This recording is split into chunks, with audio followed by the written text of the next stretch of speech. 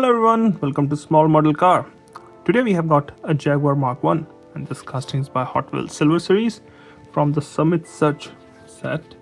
I don't think I was able to find another car from this set, and this one contains the Ford Supervan, McLaren Speedtail, Aston Martin Vulcan, the Jaguar Mk1 you see here, and the Fiat 500 Modificado. So I was only able to find the Jaguar, and it looks nice, finished in black, looks to have some nice wheels. So let's open it up and see what does it offer.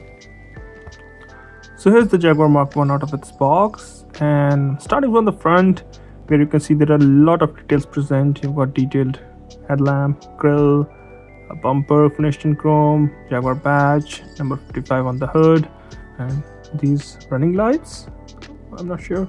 And you will see the headlamps are crossed because this is a race car, and they used to do that, tape it so there's no direct glare on it like on the other person. And I think it's a nicely detailed front end. You also get this really good hood with some vents on there, and misses out on mirrors and windshield wipers.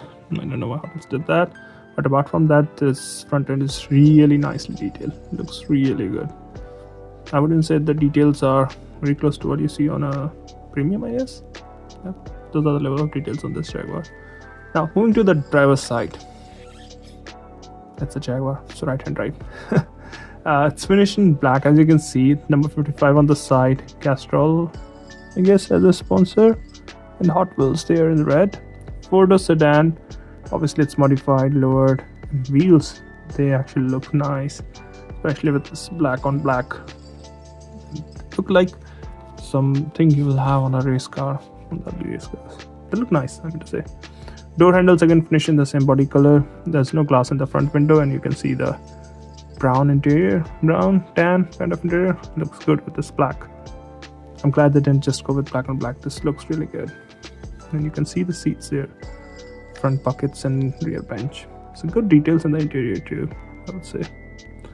Now moving to the back, again nice details here. You can see painted tail lamps, chrome bumper, a Jaguar badge on the trunk, and the window looks so nice.